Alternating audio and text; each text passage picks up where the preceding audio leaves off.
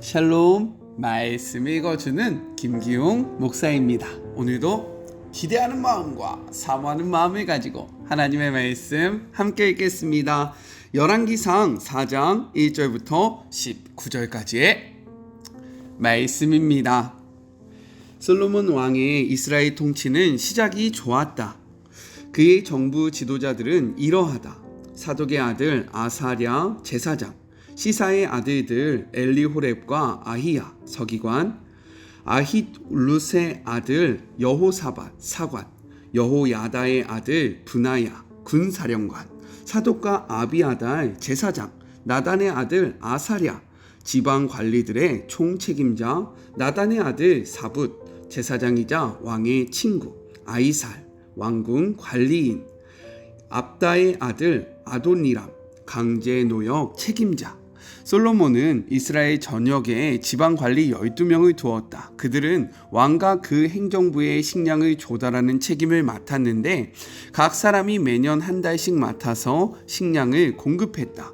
그들의 이름은 이러하다. 베누리 에브라임 산지르, 벤데겔이 마가스, 사알빔 베세메스, 엘론 베타나늘, 벤헤셋이 소고와 헤베의 전역을 포함한 아르봇을, 벤 아비나답 그는 솔로몬의 딸 다박과 결혼했다. 나봇도를, 아힐룻의 아들 아바나가 다하나 묵기도, 이스르엘 아래 사르단 옆에 벳산 전역, 벳산에서부터 아벨 무홀라를 지나 용르암까지 이르는 지역을 맡았고, 벤 게벨은 길르앗 라못을 맡았는데 길르앗에 있는 베냐 문하셋의 아들 야일의 모든 마을, 바산의 아르곱 지역 안에 있는 성벽과 청동 박힌 성문을 갖춘 큰 성읍 60개가 여기에 포함되었다.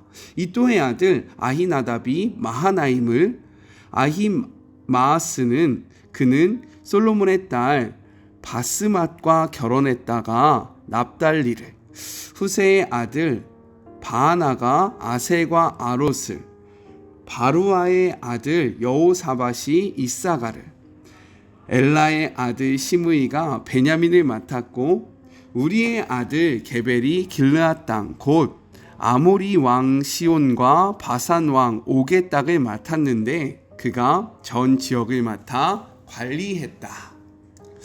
이것은 하나님의 말씀입니다. 기도해 주셔서 토요일날 고양시에 있는 청년연합 찬양집회 잘 다녀왔습니다. 제가 말씀을 들고 나아갈 때마다요, 저를 위해서 기도해 주시는, 그 자리를 위해서 기도하는 우리 사랑하는 마리목 가족들을 생각하면서 참 힘을 많이 얻습니다. 언제나 함께 해주셔서 너무나도 감사합니다. 이 말씀을 드리는 이유는 기도해 달라는 거죠. 그리고 오늘 말씀 읽을 때 정말 너무 어렵지 않았습니까? 제가 이런 이름들을 읽는 게 너무 어려워요. 마치 외국인에게 철수, 영희, 영숙이 막 이런 이름들이 계속해서 나열되어 있는 것을 읽으라고 하는 것과 마찬가지지 않습니까? 오늘 말씀을 볼 때 여기에 어떠한 내용이 담겨 있고 무엇을 우리가 얻어야 할지 고민이 될 텐데요. 우리가 함께 알아보면서 은혜를 나누는 시간이 되었으면 좋겠습니다. 오늘 말씀은요, 솔로몬이 하나님께 받은 지혜로 일반 백성부터 고위 관리 그리고 왕실과 지방 전체에 이르러 다방면에서 체계를 잡아가면서 그 왕국을, 이스라엘을 견고하게 세워감을 나타내고 있어요. 내용상으로는요, 두 부분으로 나눌 수 있는데, 먼저는 1절부터 6절에서 제사장, 서기관, 군사령관, 지방 관장 감독관, 왕궁 감독관, 무역 감독관을 배치해서 이스라엘의 종교, 정치, 군사, 경제 등을 돌보게 하였음을 나타내고 있습니다. 다음으로 7절과 19절을 통해서는요, 이스라엘 땅을 12행정구로 재배치하고 12지방 관장을 두는 내용이 담겨져 있다는 거예요. 이러한 조직 개편으로 이스라엘은 지파 중심에서 이제는 유다와 예루살렘 중심으로 중앙 집권 정치로 바뀌게 됩니다. 그렇다면 우리는 이것을 통해서 무엇을 생각해 봐야 할까요? 저는 두 가지를 함께 생각해 보았으면 좋겠는데, 먼저 첫 번째, 하나님이 중심이 되는 나라가 세워지고 있다는 거예요. 솔로몬은요, 이스라엘의 왕으로서 그의 왕정을 꾸려갈 관료들을 임명하고 있습니다. 왕실 관료 목록에는요, 7 직책인 제사장, 서기관, 사관, 군사령관, 지방관장 책임자, 두령이라고 기록되어 있죠. 국내 대신 그리고 노동 감독관이 세워집니다. 역대상 23장부터 27장의 기록에 따르면요, 이전에 다윗이 행정 조직의 기반을 다져두었기 때문에 솔로몬은 이를 바탕으로 조직을 강화할 수 있었다라는 거예요. 특별히 많은 전쟁을 치르고 영토 확장에 힘썼던 다윗 시대에는 군사적 행정 체계가 중심이 되었지만, 지금 이 솔로몬은요, 관료의 명단을 통해서 무엇을 이야기하고 있냐면, 무엇으로부터 혹시 시작되는지 기억나십니까? 제가 무엇을 먼저 이야기했는지, 성경이 무엇을 이야기했는지, 네, 생각해 보세요. 아니면 빨리 말씀을 한번 봐보시고요. 그렇습니다. 바로 제사장으로부터 시작하고요, 제사장이라는 직분이 3번이나 언급됨을 통해서 종교적 중요성이 상대적으로 부각되고 있다는 거예요. 이는요, 이스라엘의 진정한 통치자는 자신이 아니라 하나님이라는 믿음의 고백이다 라고 생각할 수 있는 겁니다. 다윗은 그의 아들 솔로몬이 왕이 될 때 자신의 마지막 유언에 이렇게 이야기했어요. 열왕기상 2장 3절의 말씀입니다. 내 하나님 여호와의 명령을 지켜 그 길로 행하여 그 법률과 계명과 율례와 증거를 모세의 율법에 기록된 대로 지키라. 그리하면 내가 무엇을 하든지 어디로 가든지 형통할 것이다. 그리고 이어서 4절, 여호와께서 내 일에 대하여 말씀하시기를 만일 내 자손들이 그들의 길을 삼가 마음을 다하고 성품을 다하여 진실이 내 앞에서 행하면 이스라엘 왕위에 오를 사람이 너에게서 끊어지지 아니하리라 하신 말씀을 확실히 이루게 하시리라 라고 이야기했습니다. 우리도 이 말씀을 기억해야 한다라는 거예요. 그런데 솔로몬은요, 이것을 가슴에 새기고 있었던 거죠. 이것을 가슴으로 새김으로 제사장을 앞세우면서 자신의 그 나라를 새롭게 조직하고 있었다라는 겁니다. 우리의 삶도 다르지 않아요. 우리가 하나님의 말씀을 지켜 행하면 열방의 통치자이시자, 그리고 우리의 삶의 주인 되신 하나님이 우리의 삶을 다스리심으로 인해서 무엇을 하든지 어디로 가든지 형통할 수 있다라는 겁니다. 이러한 축복 누리기를 소망하시죠? 우리 말씀을 한 번 더 볼까요? 시편 37편 1절부터 6절 말씀, 조금 길지만 매우 중요한 말씀이기에 한 절 한 절 읽어보도록 하겠습니다. 악을 행하는 자들 때문에 불평하지 말며 불의를 행하는 자들을 시기하지 말지어다. 2절, 그들은 풀과 같이 속히 배임을 당할 것이며 푸른 채소같이 세잔할 것이미로다. 3절, 여호와를 의지하고 선을 행하라. 땅에 머무는 동안 그의 성실을 먹거리로 삼을지어다. 4절, 또 여호와를 기뻐하라. 그가 내 마음의 소원을 내게 이루어 주시리로다. 5절, 이 말씀이 하고 싶어요. 너의 길을 여호와께 맡기라. 그를 의지하면 그가 이루시고. 6절, 내 의를 빛같이 나타내시며 내 공의를 정오의 빛과 같이 하시리로다 라고 이야기합니다. 솔로몬은요, 자신의 왕국 이스라엘의 그러한 모든 앞길을 하나님께 맡겼다라는 거예요. 우리도요, 우리의 삶을 우리가 좌지우지하려고 하는 것이 아니라 하나님께 우리의 삶을 맡김으로 우리가 무엇을 하든지 어디로 가든지 형통의 축복을 누리기를 간절히 소망합니다. 그 축복 우리 모두 함께 누려봅시다. 아셨죠? 둘째, 신구가 조화된 나라를 세워가고 있다는 거예요. 앞에서도 이야기했지만 솔로몬은 다윗이 마련한 행정 제도를 기초로 새로운 상황에 어울리게 제도를 재정비합니다. 특별히 다윗 시절에 활약했던 노련한 일꾼들을 중용할 뿐 아니라 믿을 수 있는 자들, 그들의 자녀들을 또한 솔로몬의 최측근으로 삼았다는 거예요. 더 나아가서 지방 관료들을 임명하는 아사리아, 왕의 친구 사붓, 왕의 궁을 관리하는 아하사이들은요, 새로운 인물이었다라는 겁니다. 이것은 무엇을 나타내냐면 솔로몬은 과거의 유산을 존중하고 있고요, 또한 새로운 역사를 써내려갈 준비를 하고 있다라는 거예요. 옛사람들과 새 사람들을 함께 사용해서요 하나님의 나라를 세워가고 있음을 우리가 말씀을 통해서 확인할 수 있다는 거죠. 하지만 그의 아들 르호보암은 달랐다는 거예요. 우리가 이제 나중에 살펴볼 거지만 열왕기상 12장을 보면요, 솔로몬이 죽고 그의 아들이 왕이 되었을 때 그의 백성들이 왕에게 찾아가서 이렇게 이야기합니다. 열왕기상 12장 4절의 말씀이에요.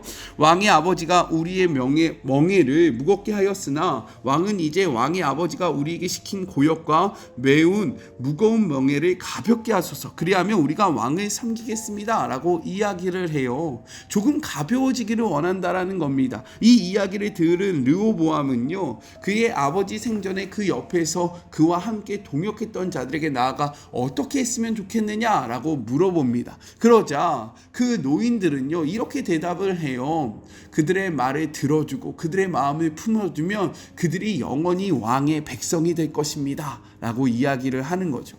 그런데 르호보암은요 그 조언이 듣기가 싫었습니다. 그래서 자신과 함께 자란 어린 친구들에게 물어봐요. 그리고 그들 앞에 나아가서 이렇게 대답합니다. 열왕기상 12장 13절이에요. 왕이 포악한 말로 백성에게 대답할새 노인들의 자문을 버리고 14절 어린 사람들의 자문을 따라 그들에게 말하여 이르되 내 아버지는 너희의 멍에를 무겁게 하였으나 나는 너희의 멍에를 더욱 무겁게 할지라. 내 아버지는 책직으로 너희를 징계하였으나 나는 정가의 책직으로 너희를 징치하리라 라고 이야기합니다. 그들은요, 그 르호보암은요 아버지와 함께했던 그 모든 사람들을 버린 거예요. 그리고 자신의 입맛에 맞는 새로운 사람들을 등용합니다. 그 결과가 무엇입니까? 북이스라엘과 유다로 나뉘게 되었다라는 거죠. 하지만 솔로몬은 어떻게 하였습니까?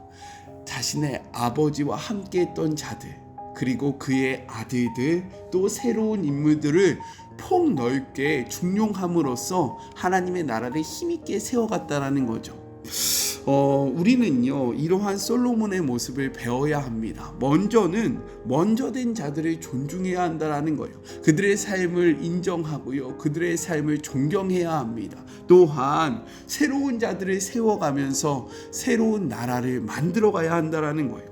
이 먼저 된 자들과 새로운 자들이 연합하여 조화롭게 하나님의 나라를 세우는 것이 너무나도 중요한데, 우리는 어떠합니까? 작금의 시대는 어떠합니까?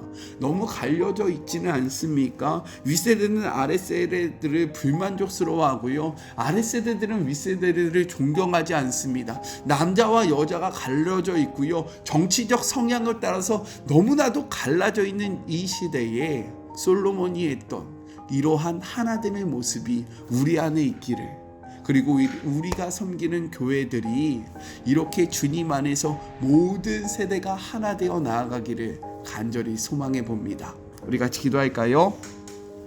하나님 감사합니다. 오늘도 말씀을 나누게 하여 주심에 감사합니다. 주님, 이 말씀을 통하여 우리가 하나님 앞에 온전히 서기를 소망합니다. 먼저는 우리의 삶은 하나님께 달려있다는 사실을 기억하고, 솔로몬이 제사장을 앞세워 이 나라가 하나님의 나라라는 것을 선포했듯이 우리의 삶이 우리의 것이 아니라 하나님의 것이다 라고 인정하고 하나님의 통치를 받는, 그리하여 어디를 가든지 무엇을 하든지 형통한 주의 모든 자녀들 되게 하여 주시옵소서. 우리의 인생은 우리에게 달려있는 것이 아니라 주님께 달려있는 것입니다. 이것을 다시 한번 가슴에 새기는 우리 사랑하는 마리모 가족들 되게 하여 주시옵소서. 또한 이 말씀을 기억하며 신과 구가 연합하고 하나 되는, 정말로 주님 안에서 협력하고 조화로운 나라가 되기를 소망하오니, 갈라져 있는 모든 나라들, 갈라져 있는 모든 세대들, 갈라져 있는 모든 성들, 하나님 아버지시여 주여 하나가 되게 하여 주시옵소서.